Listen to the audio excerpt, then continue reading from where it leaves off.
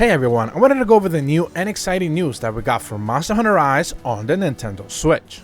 And that's the fact that Capcom went ahead and put up a press release providing us with a couple of interesting details regarding Monster Hunter Rise performance sales-wise, as well as thanking Tokyo Game Show for pretty much winning one of their biggest awards in 2021.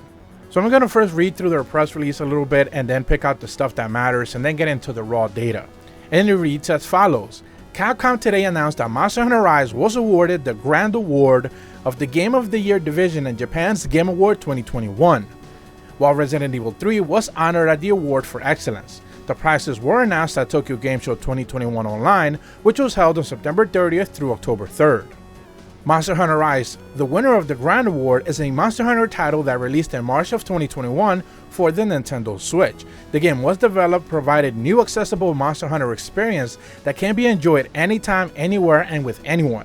In addition, new monsters, new locales, the game provides a completely fresh take on the hunting experience through a host of new exhilarating hunting actions made possible by the Wirebug, as well as the debut of the new canine hunting partners called Palamutes, all of which garner acclaim from the players, resulting in shipments of more than 7.5 million units worldwide. Then the second part of their press release pretty much talks about Resident Evil 3, but we're not going to focus about that here. That's not really what this is for.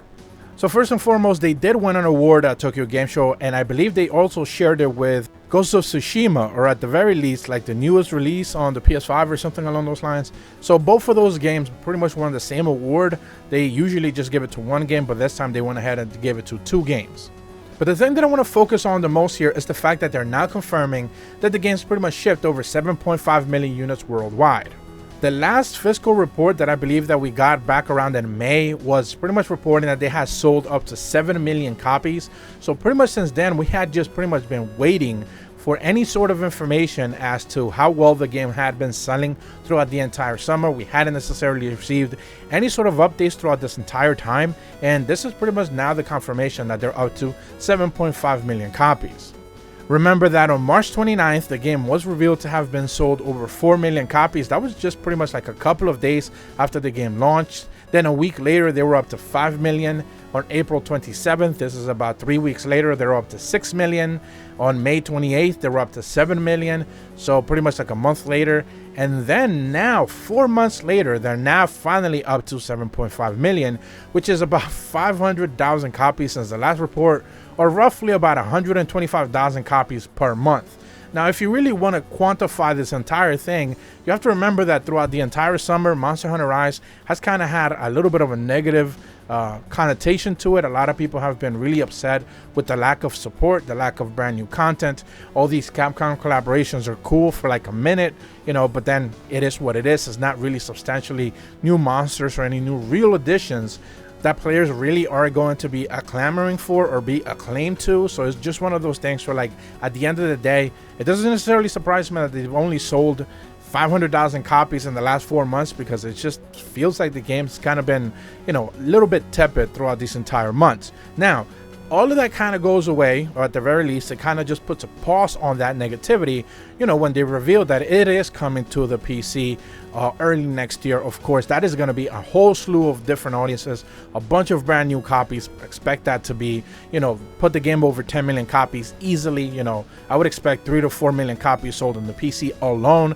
This is before, of course, we get into Sunbreak territory, which, if Iceborne is anything to go by, which I don't think like Monster Hunter Rise or even Sunbreak are ever going to catch up to World or Iceborne in that regard. I'm not foolish enough to believe that, but if it's anything like Iceborne, it's going to do another 7 to 8 million units, easily, both on the Switch and on PC combined, of course. So it's going to be one of those things where, like, this game is going to be easily over 14 to 15 million copies sold worldwide.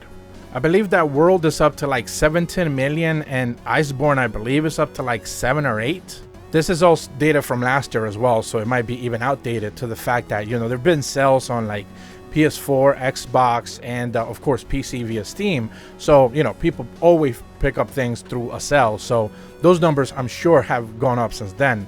So it's one of those things where, like, if we really want to contextualize it, if you want to really think about it, like 23 to 24 million copies sold between World and Iceborne worldwide, all consoles, including PC.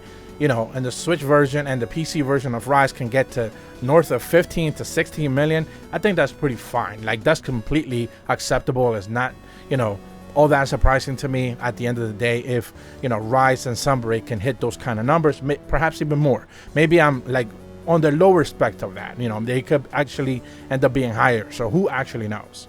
And honestly, how much of a hit it actually was, like Monster Hunter Rise did pretty well for what it was, but you just have to really wonder, like, those sales dropping in the summer, how much better they could have actually been if there was real support for the game at the end of the day. If people had been clamoring, every single new month, like, hey, at the very least, one new monster being added in, some big new event, some big new thing, on top of the Capcom collaborations, which are cute, they're nice, but, they're not really driving sales in that regard. Ghosts and Goblins being added in at the end of the day is not really going to drive up another 200,000 copies being sold. Let's be realistic about that. So it's just one of those things that, it's cool for what it is, but, you ultimately hope that the game would have done a little bit better if they had been supporting it as, probably as well as they should have been. But it turns out that was not the case. Now, ultimately, this could all be put to bed, like I mentioned before, at the end of the day, if the PC version, the port that they're going to do, or whatever they want to end up calling it, I don't think they would have called it a remaster, because that wouldn't make sense. But if the PC version of Rise ends up being a really, really good launch, a really good product, which in reality it has seemed to be for now. I actually made a video going over the graphical details and stuff like that and the graphical features. So it seems to be like they are actually doing pretty much everything you need to do to put out a competent version on the PC. But at the end of the day, performance speaks volume. So if the game performs well on PC and is not necessarily broken or anything along those lines, it'll be great. If they can do cross-play, cross-saves, and cross-progression, like I made a separate video about, talking about just yesterday or a couple of days ago, if they can manage to do that as well, that is just going to drive sales even more. So that's just going to be all positive, all good. Is the Switch version going to be left in the dust a little bit? Of course it will. That was just by nature. It was by design.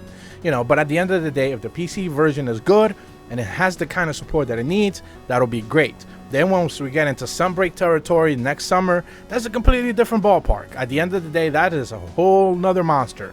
That is going to be his very own thing with his very own support, and hopefully at the end of the day, that version delivers as well, because we already have Iceborne. That's been pretty much the gold standard at this point. If you can reach Iceborne levels of, like, providing the things that fans have been demanding for, then, they're going to be just fine sales-wise, and hopefully performance-wise, that's just another cherry on top on a rather substantially good cake, if you want to really put it that way.